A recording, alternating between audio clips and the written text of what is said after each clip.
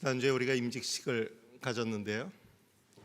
어제 탄핵안 상정할 때 보니까 원내대표가 108명 이름들을 하나씩 다 부르던데 오늘 예배에 다 오셨는지 이름 한번 불러봐야 될까 싶은 생각도 드네요. 탄핵이 혼란을 가져올 것이라는 그런 핑계로 참 안타까운 일이 있었는데, 오늘 아침 미국 경제 주간지인 블룸버그 통신을 보니까 탄핵이 불발됨으로써 한국의 원화 가치가 급락할 것이라는 전망이 나오고 있습니다. 어찌 본다면 어제로 끝날 수 있는 혼란을 더 키워간 게 아닌가 싶은 생각도 들어서 참 안타까운 마음입니다. 오늘 우리가 함께 읽은 말라기서의 말씀은 바로 이런 혼란기에 주어진 말씀입니다. 기원전 450년경 말라기가 활동하던 그 시기의 이야기입니다.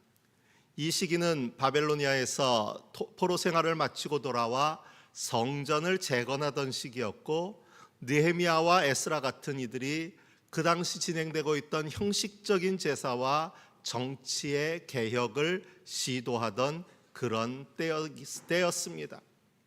하지만 모든 것이 분명히 새로운 날을 위해서 나아가려고 시도하던 때였지만, 어제 우리가 분명히 목도했듯이 이 모든 일에는 늘 저항이 뒤따르게 마련입니다. 말라기의 시대에도 우리가 알고 있는 느헤미야와 에스라와 같은 위대한 인물들이 정치의 개혁과 종교의 개혁을 추구하고자 하였지만 그에 지지하는 엄청난 저항 세력들의 저항이 있었습니다. 이스라엘은 여전히 과거의 잘못된 행태를 반복했고 영적으로도 쇠퇴의 길을 걸어가고 있었습니다. 말라기는 분명 하느님의 사랑을 기억하게 하고 이를 바탕으로 백성의 잘못을 끼워주며 하느님의 율법을 이용해 자신들의 배만 채우려고 했던 제사장들의 죄를 지적하고 있지만, 정작 그들 집권층은 자신을 변호하면서 아랑곳하지 않습니다. 우리가 읽은 말씀의 바로 앞부분 2장 17절의 이야기를 들어보면 참 가관입니다. 너희는 주님께서는 악한 일을 하는 사람도 모두 좋게 보신다. 주님께서 오히려 그런 사람들을 더 사랑하신다 하고 말하고, 또 공의롭게 재판하시는 하나님이 어디에 계시는가 하고 말한다.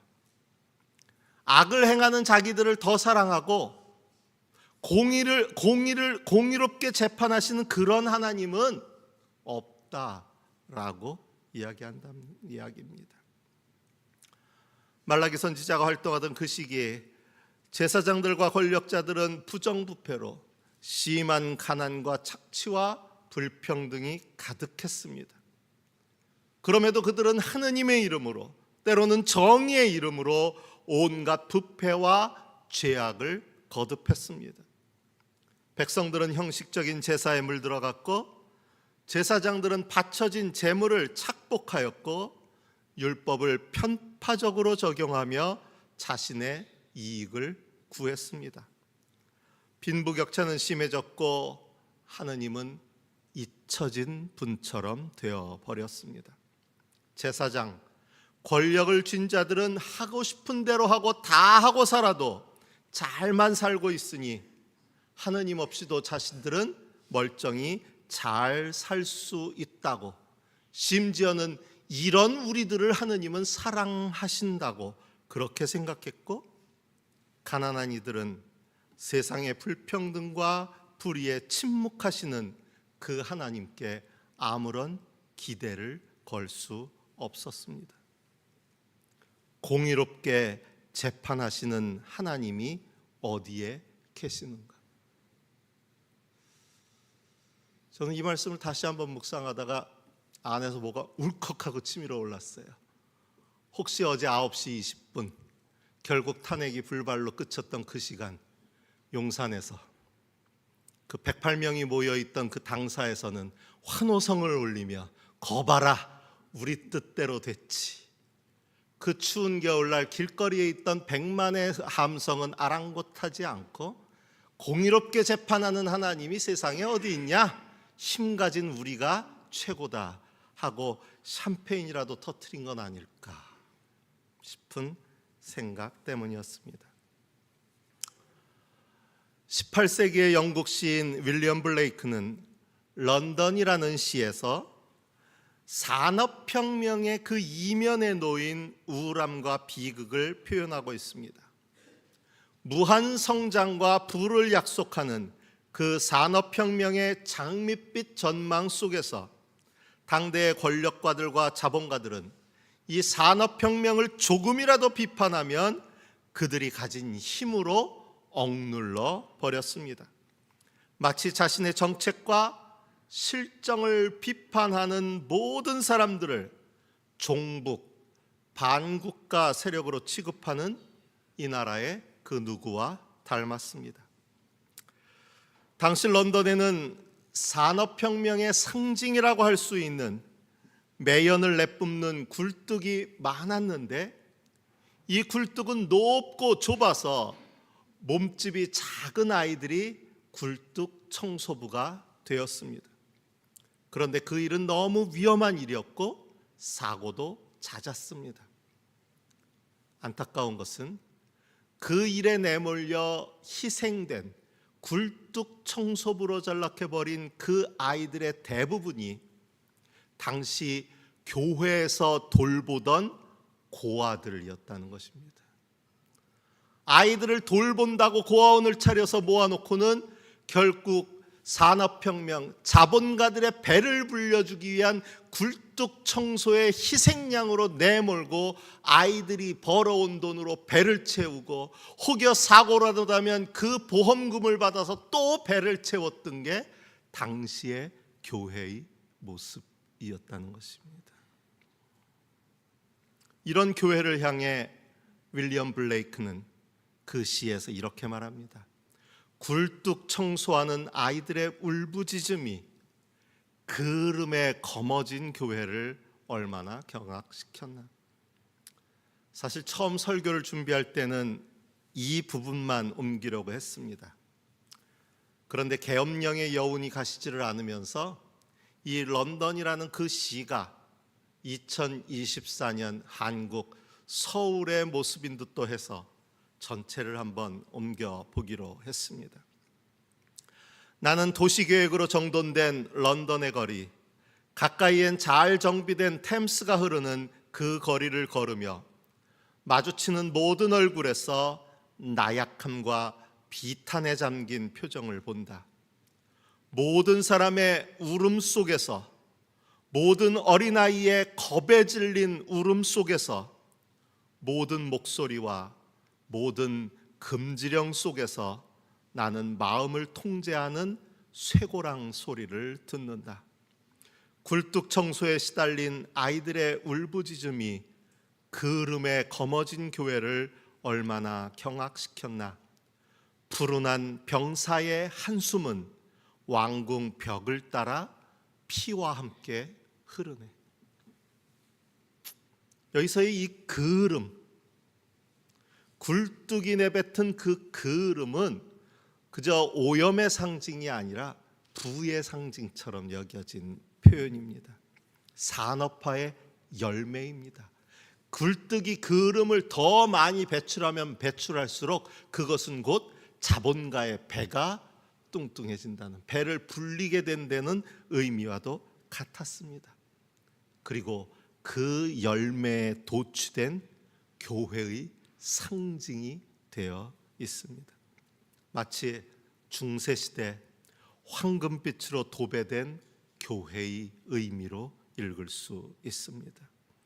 중세시대 교회는 교권을 자랑하면서 거둬들인 재물로 인하여서 교회를 모두 황금빛으로 칠해놓고 모든 것이 잘 되어간다고 배를 두드리고 있었던 그 모습이 바로 그름에, 굴뚝 그름에 거머쥔 교회의 모습 속에 비춰진다는 이야기입니다.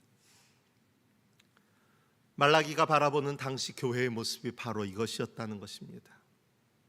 그러면서도 그들은 아무 문제 없다고, 오히려 하느님은 이런 우리를 사랑하신다고, 공의롭게 재판하시는 하나님이란 것이 애당초 가당키나 하느냐고 우쭐대고 있었다는 것입니다. 그런 그들에게 말라기는 주님의 특사가, 언약의 특사가 올 것이고, 이것은 곧 오랫동안 기다린 주가 임하는 것이라고 말하고 있습니다. 그는 금과 은을 연단하는 불과 같고 표백하는 잿물과 같아서 너희에게 만연한 죄악을 밝혀내고 그들의 재물을, 그들의 삶을 깨끗하게 하실 것이라는 말씀입니다. 여기서 특사로 번역된 히브리어는 말라기입니다.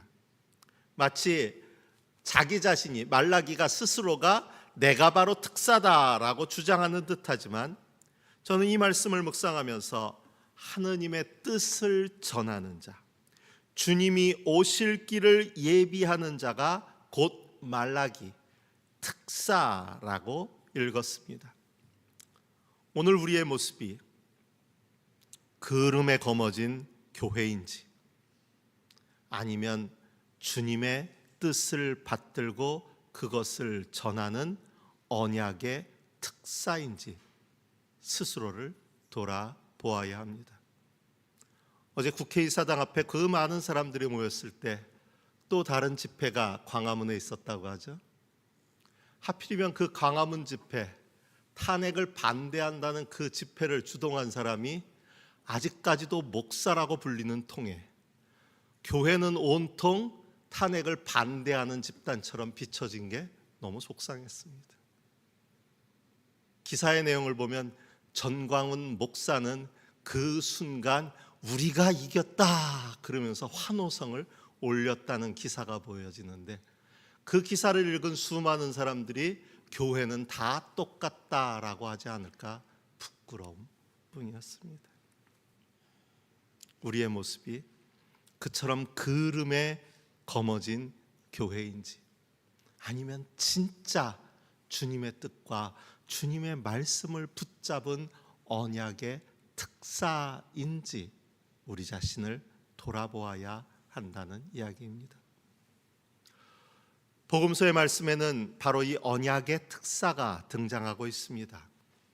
그런데 일독서의 말라기와 복음서의 세례 요한에게서 우리는 말씀의 중요성을 발견하게 됩니다. 특사로 번역된 이 말라기는 나의 사자라고도 번역될 수 있습니다. 주님의 말씀을 담아서 보낸 사람입니다. 그리고 복음서의 요한은 직접적으로 외치는 이의 소리라고 명명되고 있습니다.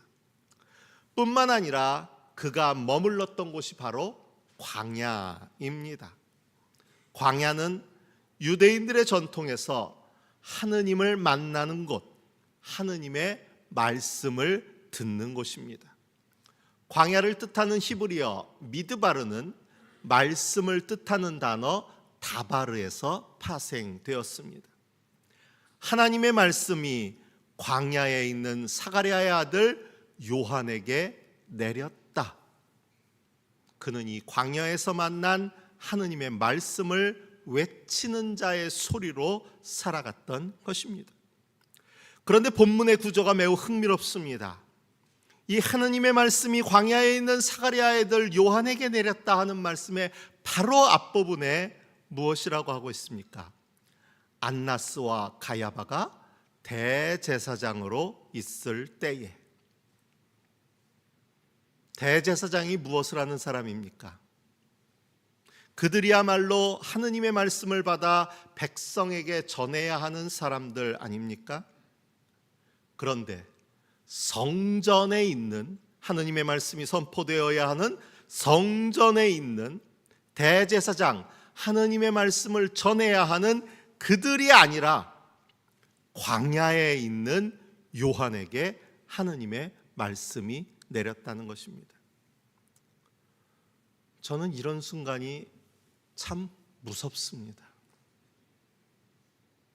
어느 순간 우리 교회가 계속해서 황금빛으로 도배된 교회, 그름으로 거머쥔 교회, 종교 주식회사로 전락한 그런 교회의 길을 걸어간다면 더 이상 이 교회에는 하느님의 말씀이 내리지 않는 것이 아닐까?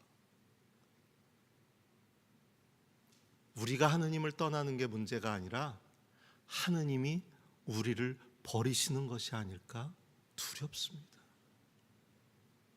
분명 하느님의 말씀이 선포되어야 할 성전이 있었고 하느님의 말씀을 선포해야 할 대제사장이 있었지만 그들이 아니라 광야에 있는 세례 요한에게 하느님의 말씀이 내렸다라는 말씀은 오늘 우리 교회가 경각심을 갖고 들어야 할 경고의 말씀입니다. 과연 오늘 우리는 교회 안에서 하느님의 말씀을 듣고 있습니까? 교회는 정말 하느님의 말씀을 전하고 있습니까? 우리들이 듣고 싶은 이야기, 우리를 만족시키는 이야기가 하느님의 말씀으로 둔갑해버린 곳은 아닙니까? 저는 오늘 빌립보서의 말씀에서 참된 하나님의 말씀이 역사하는 교회의 모습을 발견하게 됩니다. 빌립보 교회는 바울과 특별한 관계에 있던 그런 교회입니다. 바울은 제2차 전도 여행 중에 드로아에 이르러 마케도니아 사람의 환상을 보고 아시아가 아닌 유럽으로 선교의 방향을 전환합니다. 그때 바울이 세운 유럽 최초의 교회가 바로 빌립보 교회입니다. 빌립보에서 바울은 두아디라 출신의 자주장사 루디아를 시점으로 귀신이 들린 여종, 감옥의 간수와 그의 가족, 그리고 다른 이방인들에게까지 복음을 전하게 되었지만 바울의 빌립보 사역은 그리 오래가지 못합니다. 그들을 두려워한 관리들에 의해 빌립보를 떠날 것을 종용받기 때문입니다.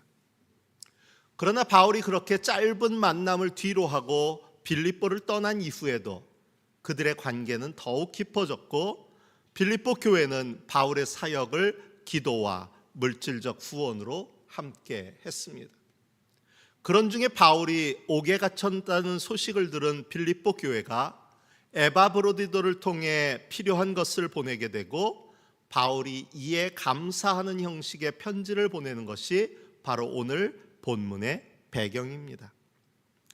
그런데 사실 바울 자신의 입장만으로 생각해 보면 빌립보 교회와의 만남은 그다지 반가운 만남이 아니었습니다. 바울은 아시아로 가기를 원해 그곳으로 가려고 모든 계획을 세웠지만 예수의 영이 그것을 허락하지 않고 성령이 막으심으로 그가 빌립보로 향하게 됩니다. 말이 좋아서 성령이 막으신 것이지 그런 순간에 처하게 되면 우리는 낙담하고 실망하게 됩니다. 내가 원래 계획했던 삶은 이게 아닌데, 나는 원래 이렇게 살아가기를 원했는데, 우리가 계획하고 기도하고 있는데 성령이 그것을 막으시면 성령이 막으시는구나 하고 받아들이기보단 왜 이대로 안 되는 거지? 왜 내가 원하는 건 하나도 되지 않는 거지? 우린 불평하고 실망하게 된다는 이야기입니다. 저도 제가 원래 세웠던 목회 나름대로의 계획을 생각해 보면 지금 광주에 있는 일이 믿기지 않습니다. 제주에 있을 때도 마찬가지였고요. 어쩌다가 내가 여기 와 있을까 싶은 생각이 들 때가 있습니다. 기뻐하고 있을까요? 실망하고 있을까요? 여러분들의 상상에 맡기겠습니다.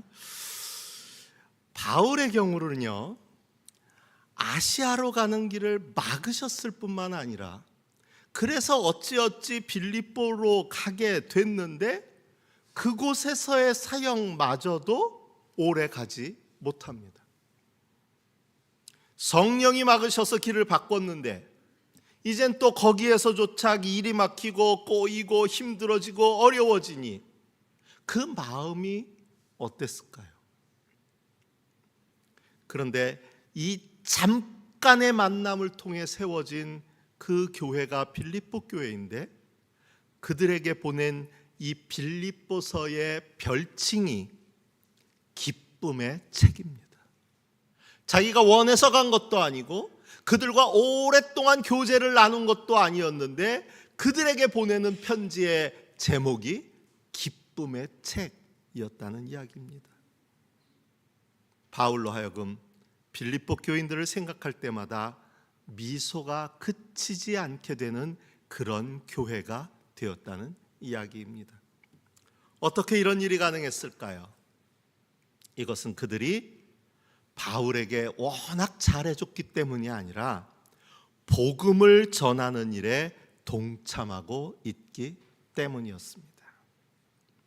바울을 염려하고 바울을 후원했던 모든 일도 바울 개인에 대한 것이라기보다 그가 하는 복음의 사역과 관련된 것이었습니다. 적어도 때가 되면 성도들이 감철이라면 감 보내주시고 먼철이라면 먼절에서 정말 잘 먹고는 있는데, 바울이 그런 것 얻어먹었다고 빌립보 교회를 좋아한 건 아니라는 거예요. 그게 이유는 아니었다는 이야기입니다. 그는 단지 빌립보 교회가 자신을 후원했기 때문에 감사하고 그들을 자신의 마음에 간직하고 있었던 것이 아니라, 그들이 다른 일이 아니라 복음을 전하는 일에 동참하였고 끝날까지 그 일을 이루어 가리라는 확신이 있었기 때문입니다. 오늘 예배 들어오기 직전에 김민규 집사님이 경동교회, 이제 서울에 계시는 동안은 경동교회 예배를 들어가시는 모양인데, 어떻게 아셨는지 모르겠어요. 경동교회 목사가 설교하는 중인지 광고하는 중인지 광주 고백교회가 권사임직식 하면서 모여진 헌금으로 시골 작은 교회 태양광 발전하는 일에 후원했다고 그걸 얘기했다 그러네요. 경동교회에서 그 얘기를 전했다고 해요. 어떻게 들은 건지 모르겠어요. 근데 그 교회도 그 일을 하고 있다 보니까 아마 그 광고를 한 것 같아요. 자체 태양광 발전 시설을 하고 거기서 모아지는 수익금으로 지역에 있는 작은 교회들을 후원해서 그런 일들을 해나갈 수 있도록 한다는 이야기예요.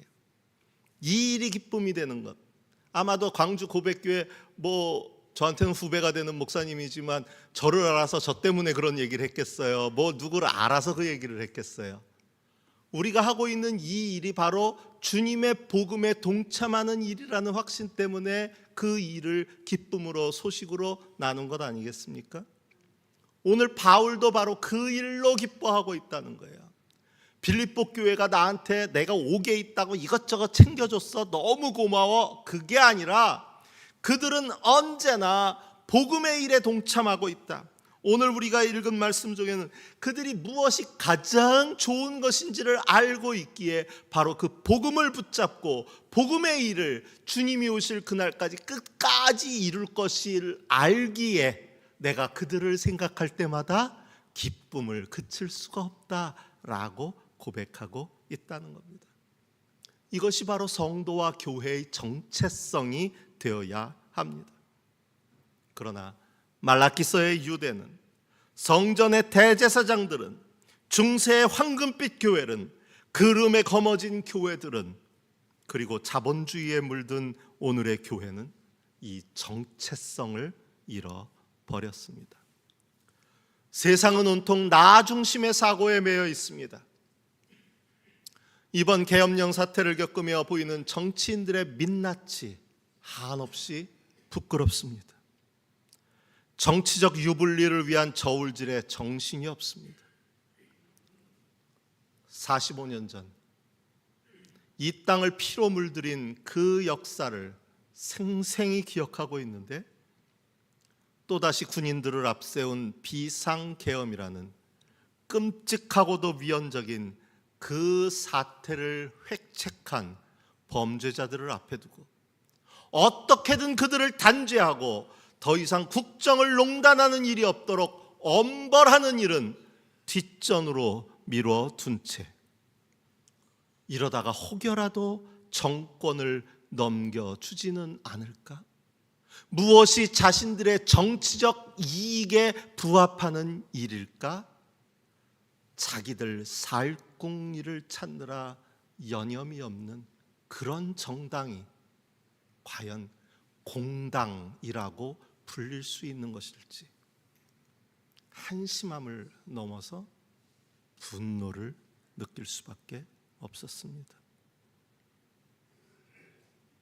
그런데 오늘 우리의 모습은 어떻습니까? 저와 여러분은 나 중심을 벗어났습니까? 하느님의 말씀이고 목을 떠나서 나한테 이익이 될까? 아닐까? 그걸 계산하던 모습에서 우리는 벗어나 있나요? 고아들이 굴뚝 청소하다가 죽던 말던 교회에 이익이 된다고만 하면 아무렇지 않게 그 일을 해냈던 영국의 그 교회, 오늘 우리는 다른가요? 하느님의 말씀이 정말 우리를 강권하고 있습니까? 저와 여러분은 정말 예수 그리스도의 복음으로 그 복음만을 위해 살아가고 있습니까? 빌립보서를 기록하고 있는 바울은 지금 감옥에 갇혀 있습니다. 그런데도 계속 기쁨을 말합니다. 옥에 갇혀 있다는 자기 자신의 상황과는 상관없는 기쁨.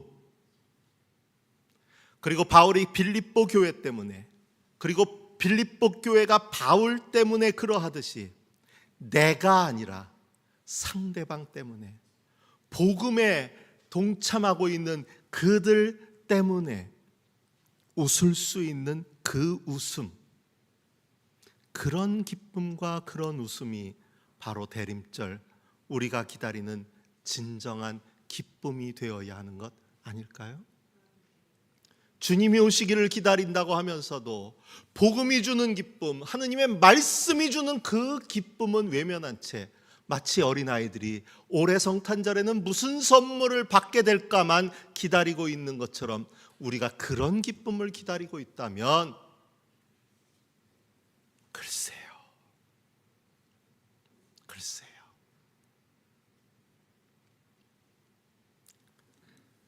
바울이 이야기하고 있는 기쁨은 오직 하느님의 말씀이 전해주는 기쁨이었습니다.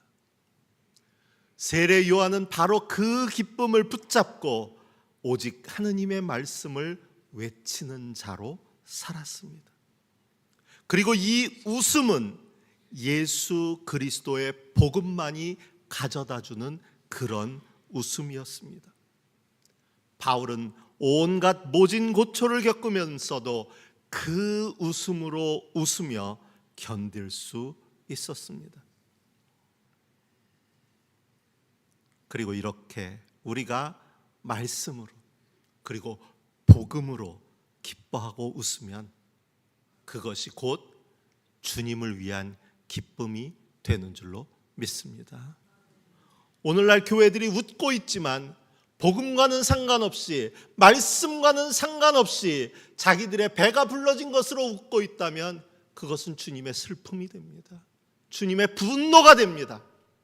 하지만 우리가, 저와 여러분이 정말 복음으로, 말씀으로 웃고 말씀 안에 기뻐할 수 있다면 우리의 웃음과 우리의 기쁨은 주님의 기쁨이 될 것입니다. 유다와 예루살렘의 재물이 옛날처럼, 지난 날처럼 나 주를 기쁘게 할 것이다. 복음은 나를 기쁘게 할 뿐만 아니라 주님을 기쁘시게 하는 능력인 줄로 믿습니다. 여러분, 말씀으로, 오직 말씀으로 사시기를 바랍니다. 오직 복음으로 사시기를 바랍니다. 거기에 우리 주님이 주시는 참된 기쁨이 있습니다. 주신 말씀을 마음에 새기며 묵상합니다.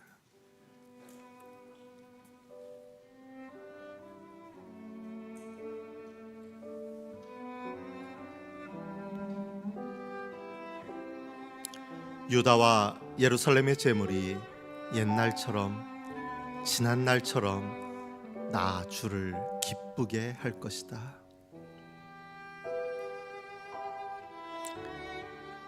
여러분이 첫날부터 지금까지 복음을 전하는 일에 동참하고 있기 때문입니다.